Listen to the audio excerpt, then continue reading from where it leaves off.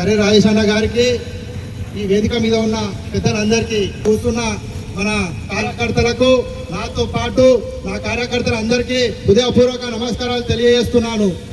ఇక్కడ 9వ మన నాయకులు మన కాంగ్రెస్ పార్టీలో చేరడం జరిగింది.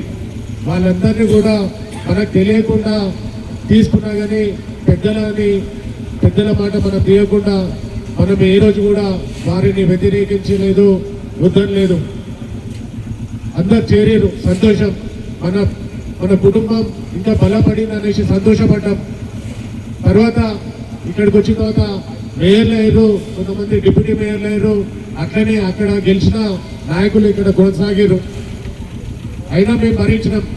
మేము ఒకటే అడుగుతున్నాం వేదిక మీదకించి, ఈ రోజు కూడా ఉంటే అటెండ్ ఉండండి, లేకపోతే ఇటెండ్ ఉండండి. కాంగ్రెస్ పార్టీకి మాత్రం వెన్నుపోటు పొడిస్తే మాత్రం మూకునేది లేదు. ఆ రోజు భయపడలేదు, ఈ రోజు భయపడం.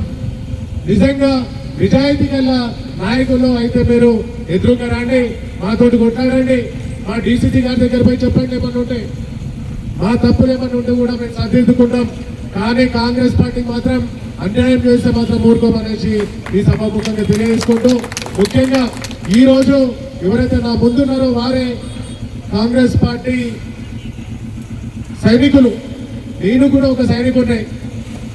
సైనిక బాధ్యత తీసుకొని కాంగ్రెస్ పార్టీని ఇక్కడ అలాగే కృష్ణాజూడలా గెలవడానికి సాయశక్తుల సహకరించడానికి మా ప్రాణాన్ని నుంచి మేము గెలిపించుకుంటామనేసి మేము తెలియజేస్తూ ఉన్నాం. అలాగే ఏదైతే పెద్దలు సూచించినట్లు, పెద్దలు చెప్పినట్లు మేము వినడానికి మేము రెడీగా ఉన్నాం. కాంగ్రెస్ పార్టీ ప్రజల పార్టీ, ఎవరి సొత్తు కాదు.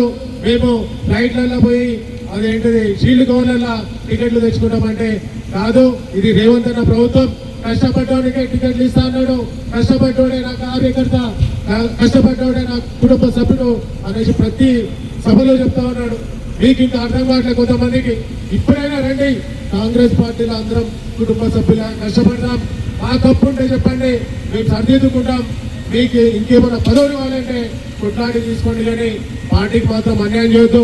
ఆ రోజు కూడా చెప్పినాం, ఏదైతే మనకి ఫస్ట్ మీరు జాయిన్ అయిన తర్వాత ఒక సభ ఏర్పాటు చేశారు. కాంగ్రెస్ పార్టీ కుటుంబ సభ్యులతో అందరం కూడా కొట్లాడి గెలిపించుకున్నాం. మేము మా చెమటని రక్తంగా మేము తయారు చేసి మేము గెలిపించుకున్నాం. మా పార్టీని మాత్రం విడదీయొద్దు, అందరం కుటుంబ సభ్యులాగా నిలబడ్డాం, అందరం కొట్లాడమని చెప్పినాం. ఏదైతే బీఆర్ఎస్ పార్టీలో వర్గాలు చేసారు, మీరు వర్గాలు చేసి ప్రతి ఒక్కరిని కూడా విడదీసి పాలించారు, విడదీయకండి అని చెప్పినాం. ఇక్కడికి వచ్చి కూడా అదే చేస్తున్నారు. మేము సహించాం, భయపడం. ఒకటే చెప్తా ఉన్నాం, మా ముందుకు రండి, మేము చేసే తప్పులను మీరు ఎండగట్టండి. మీకేమన్నా మర్యాద అమర్యాద జరిగితే మా మీద కొట్లాడండి. మాకన్నా పెద్ద పదవులు అనుభవించారు మీరు. మేము ఈరోజు ఇప్పటికి కూడా ఈ సభాముఖంగా తెలియజేస్తా ఉన్నాం, మా తప్పులని తీర్చిదిద్దుకోవడానికి మేము రెడీగా ఉన్నాం.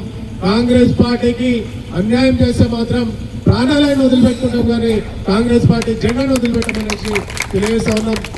ఏ పార్టీ కూడా అన్యాయం చేయకుండా కొట్లాడతామనేసి సభాముఖంగా తెలియజేసుకుంటూ ఇక్కడికి వచ్చి ప్రతి ఒక్కరూ ఈ పార్టీ వైపు నిలబడేందుకు ఈ రోజు 100 మందితో నిలబడ్డాం, 1000 మందిని తయారు చేస్తామనేసి ఈ సభాముఖంగా తెలియజేసుకుంటూ ఇక్కడికి వచ్చి సహకరించిన ప్రతి ఒక్కరిని కూడా గుండెల్లో పెట్టుకుంటా అనేసి తెలియజేసుకుంటూ ప్రతి ఒక్కరు కూడా ధన్యవాదాలు. Thank you.